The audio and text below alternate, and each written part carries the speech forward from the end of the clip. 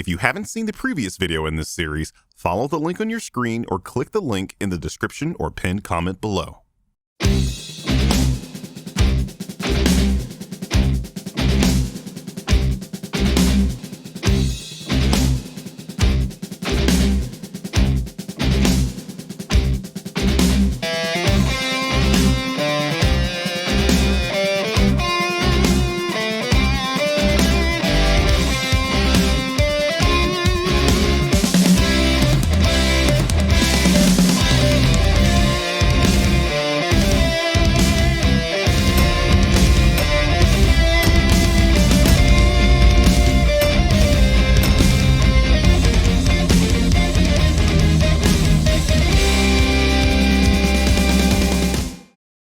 Gonna go ahead and tack on 100 sins for touching this classic with your grubby little CinemaSins paws.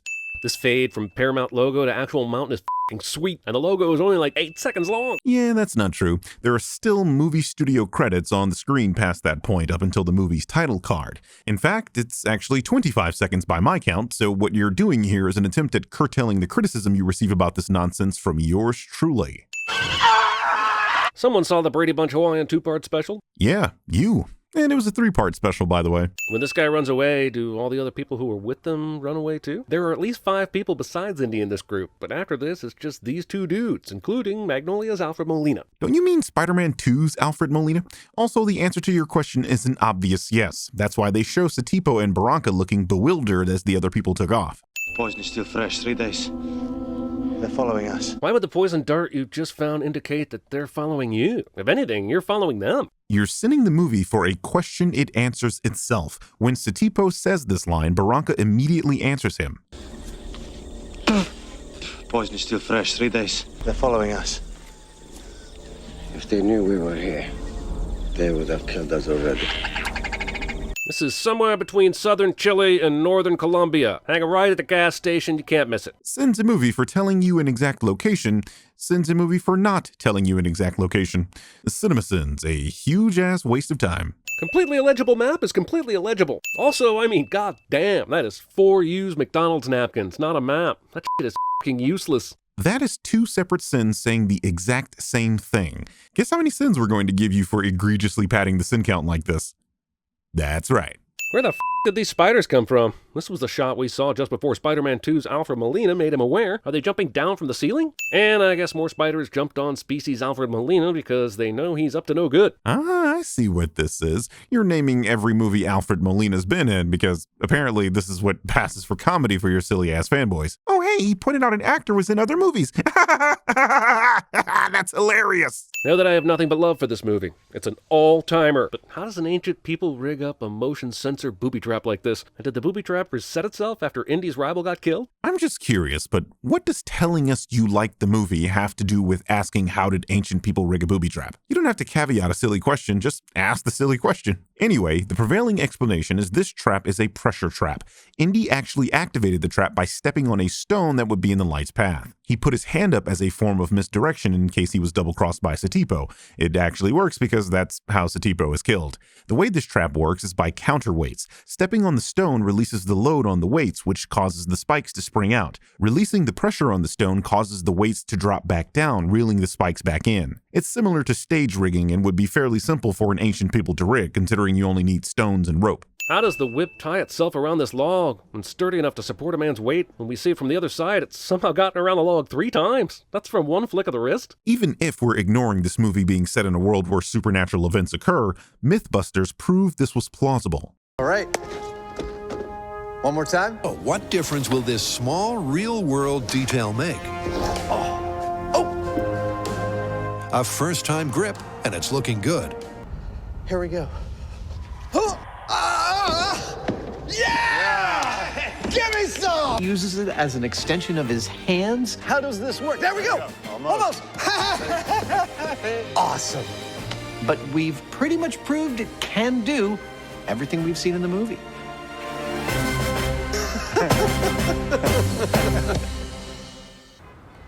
Here you go. Let me see that again. I didn't get a good look at that. Honestly, if avoiding these brown vagina tiles is all it takes to not trigger the booby trap, then this all seems pretty easy. Well, yeah, if you know what you're looking for. This is like saying solving a Rubik's Cube is easy when you already know the solution. I mean, look at how easily I solved this puzzle in Resident Evil 4, and watch how many people in the comment section are surprised it's this easy.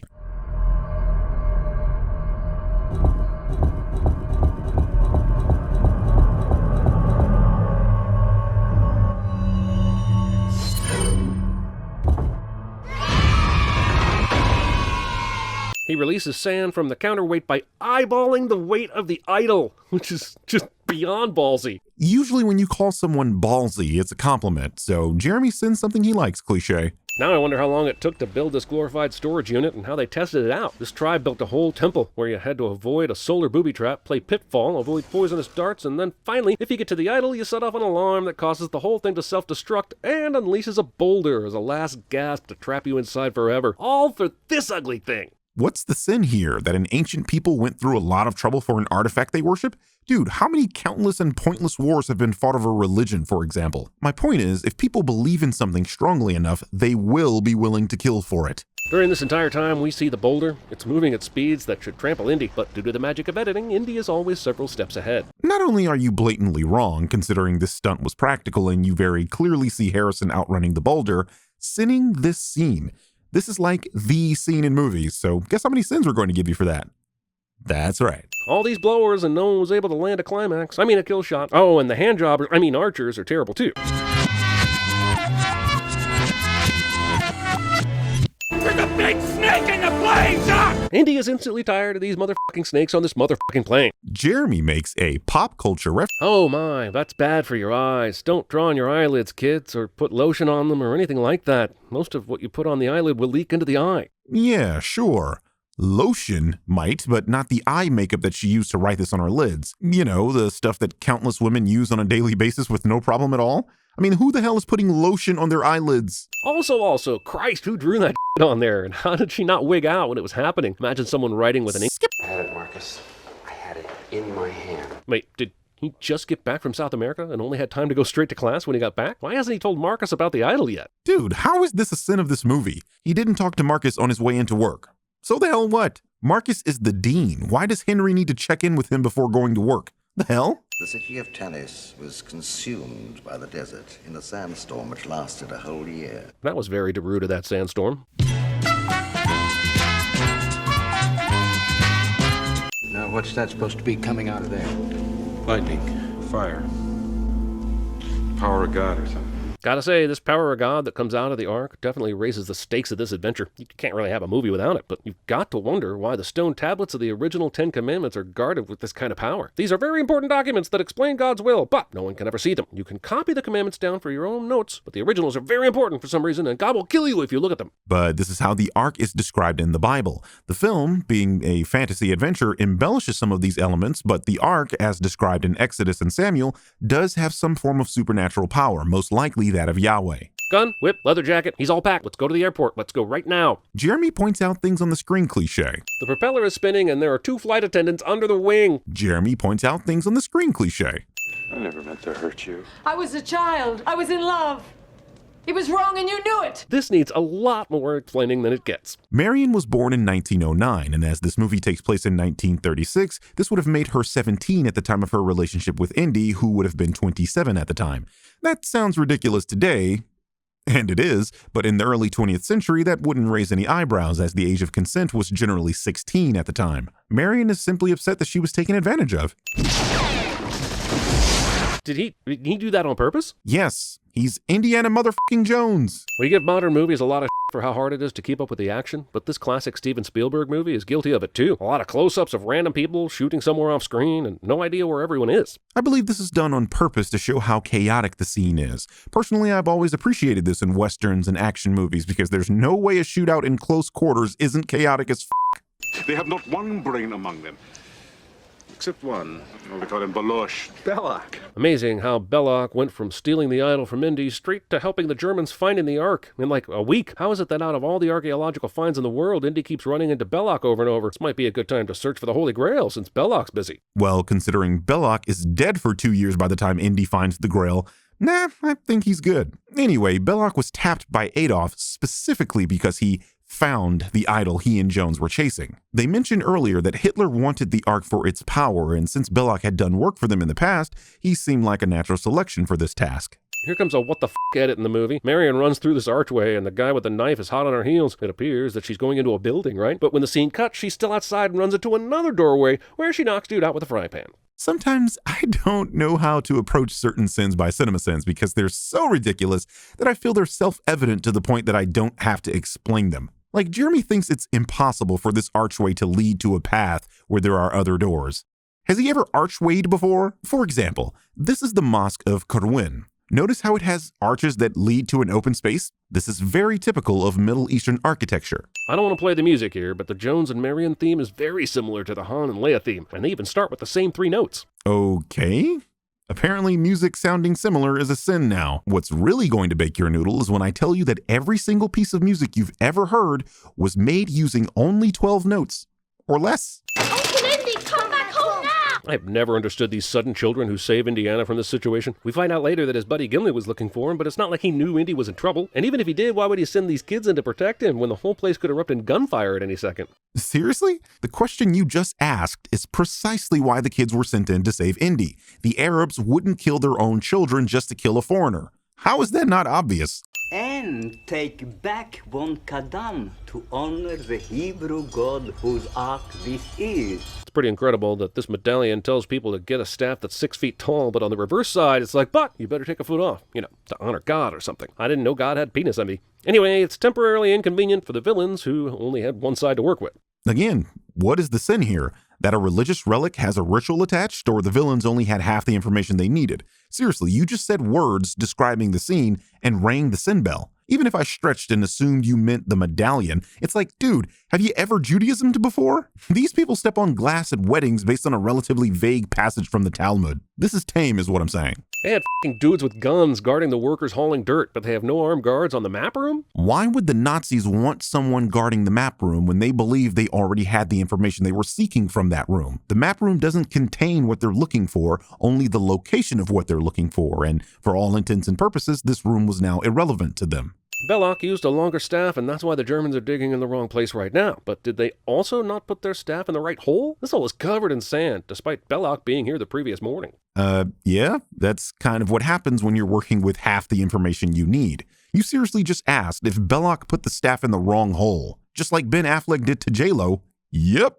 I must have switched baskets. Yeah, but how? She was being carried by those 2 dudes the whole time. If she switched baskets, she must have been throwing her voice too, since she was yelling out of that basket the whole time. And that basket clearly went into the back of that truck that exploded. Indiana Jones was made as an homage to the black and white serial films in the early 20th century. Serial films are shot with the express purpose of ending with a cliffhanger, which would then be explained the following week. In this instance, Marion was made to look like she had been placed in the basket that blew up, but the clue that she wasn't lies in the point you brought up, Marion's voice. Marion had been screaming while she was in the basket, but curiously, she stopped screaming entirely during the scene where the basket is put into the truck.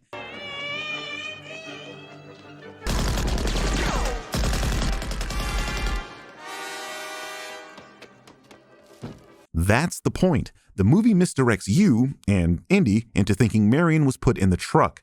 You complaining about this reminds me of a scene from Misery. When I was growing up in Bakersfield, my favorite thing in all the world was to go to the movies on Saturday afternoons for the chapter plays. Cliffhangers. I know that, Mr. Man. They also call them serials. I'm not stupid, you know. My favorite was Rocket Man. And the bad guy stuck him in a car on a mountain road, knocked him out, and welded the doors shut and tore out the brakes and started him to his death. And here comes the cliff.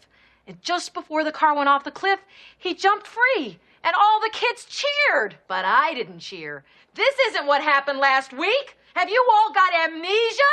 They just cheated us. This isn't fair. He didn't get out of the cock-a-doodie car. Is this supposed to be how Belloc had a copy of the medallion? His burned hand only has a few of the markings at the top, while the real one has markings going all the way around it. How did they even get enough of the translation to even begin searching in the wrong place? The symbols on the medallion are actually Hebrew, more specifically, Paleo-Hebrew. Roughly translated, the medallion is referring to size or height, although in the real world, the heights referred to are way too big, so the movie was taking some liberty with the translation.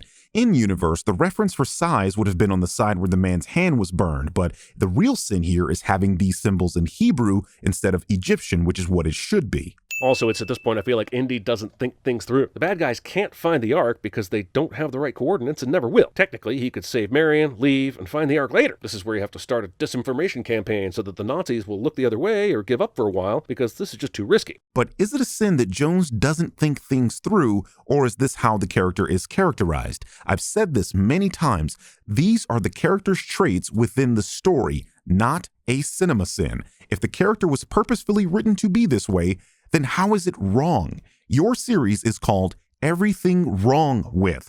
So again, how is characterization wrong here? Sure, Jones is impetuous, and the story could have gone another way if you were writing it, but it didn't because you aren't. If characters don't have flaws, then the story will lack drama or be boring and uninteresting. This is like faulting Doctor Strange for not running away like Iron Man told him to when it had already been established that Doctor Strange is arrogant and didn't really like Tony. Could Infinity War have happened differently than the way it did? Of course, but the writers went a different direction, and the same is happening here. As they clear off the stone tablet they found digging, I wonder if Indy ever stopped to think he was allowed to come here and find the Ark by the very bad guys he thinks he's racing against. What possible reason would he have to think this? According to all available evidence, the Nazis and Belloc are completely unaware of the fact that they're wrong and that Jones is here. And considering the fact that this is exactly what happens, what the hell was the point of the sin? For you to tell us something you wonder? Great, we all now know what was on your mind. Mind explaining why this is something wrong with the film? Oh, look at the never-ending snake brigade down in this room that's been sealed for 1,000 years. There must be so much food and oxygen down here. It's only natural that snakes are crawling all over each other to get their share of the plentiful resources that must be down here. Ignoring for the moment the fact that snakes absolutely eat other snakes, meaning they have plenty of food in this chamber, how about actually paying attention to the film?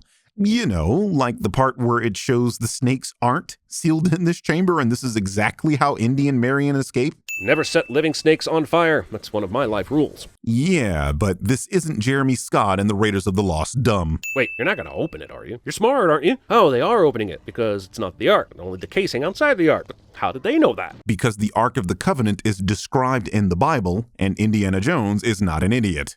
Americans, you're all the same. Always overdressing for the wrong occasions. Wait, that's his burn? Americans are always overdressing for the wrong occasions? Is that even marginally true? We dress up for weddings, funerals, church, graduation, business meetings. Where are we going wrong, sir? Should we be wearing suits to WrestleMania? Or shorts to revival services? Obviously, this line is in reference to how Americans, specifically women, dressed in the 20s and 30s. But this was your burn? Why not just question the dude for wearing an all-black three-piece suit in the Egyptian desert? I love this scene. I love it. But there's no reason why this guy has a coat hanger like this. He gives his coat to this dude who's just going to hold it anyway. It's not like he hangs it up anywhere. I don't mean to sin fun, but I just sinned fun. But the guy is holding it by the hook. You know what? Jeremy admits to sending something he likes cliche. In the third movie, the Holy Grail turns out to be a commoner's cup, not a golden masterpiece. So why would the Ark of the Covenant be any different? Where'd they get all this f***ing gold anyway? Moses specifically condemned them for making a golden calf. Did they melt that down to make the Ark? Because if so, then they probably didn't learn the lesson Moses was teaching about the golden calf. You're confusing the New Testament with the Old Testament and the liberties the Last Crusade takes with the Holy Grail itself.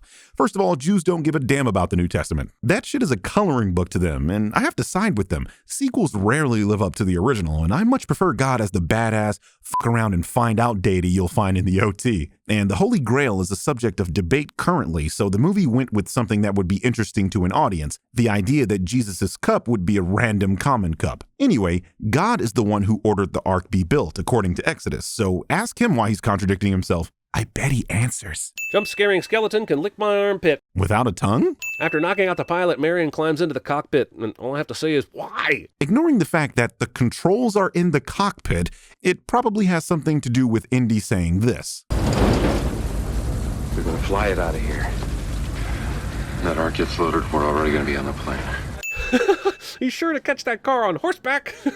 Well, yeah. Horses can reach speeds of over 50 miles per hour, and this Mercedes 320, while boasting a top speed of 80 miles per hour, is fully loaded and clearly not traveling at its top speed, as they are not running away. We are not in the position to ask for anything. We will take what we wish. I'm pretty sure this guy is just being a Nazi asshole. Nazi? But earlier, this guy wanted to throw Marion down into the Well of Souls for absolutely no reason. My guess is the script dictates his every move, which is going to get him in hot water with Hitler. You almost had it right, and then you lost the plot. This guy is a Nazi, and a black man just gave him an order. In the part you cut out, he called him a savage. You'd think after Jesse Owens kicked their asses the previous year, they'd be a little sore about it. Your persistence surprises even me. Holy did he just swallow that fly? No. Marion, don't look at it. The don't look at it idea comes out of the sheer blue. I guess this comes from years of study, and it's an educated guess, but this hasn't even been hinted at until now. This Ark is no longer a viable weapon if people can just shut their eyes and avoid the consequences. Word on the battlefield would get around pretty quick about this weakness. I was going to end this with Jeremy answers himself cliche, but then he said word of this weakness would get around the battlefield. How? If nobody knows they need to shut their eyes, they would get insta-killed and no one would survive to tell the tale. This is the movie equivalent of the tree falling in the woods. Also, I sort of wish that the Archangel that's about to come out and kill a bunch of Nazis was actually doing it because they were Nazis, and because Belloc is clearly evil. You'd think an angel would know who's good or bad and kill accordingly. That's kind of the problem, though. Yahweh kills anyone that wrongs him, regardless. God says don't touch the Ark, so anyone that does this is instantly worthy of death in his view. I mean, he insta-killed Uzzah, or Uzzah, however the hell you pronounce this, who was someone helping King David deliver the Ark to Jerusalem. The ox that was carrying the Ark stumbled, and this caused the Ark to slip. Poor old Uzzah tried to catch it, and God killed him. Yes, the God that knows everything that's going to happen killed a dude because he was trying to do his job. Religion! Nightmare fuel! I do believe in spooks, I do believe in spooks. Sinning this particular scene, that's worth these many sins. Okay, how do we get off this island? He roped himself a couple of sea turtles, lashed them together, and made a raft.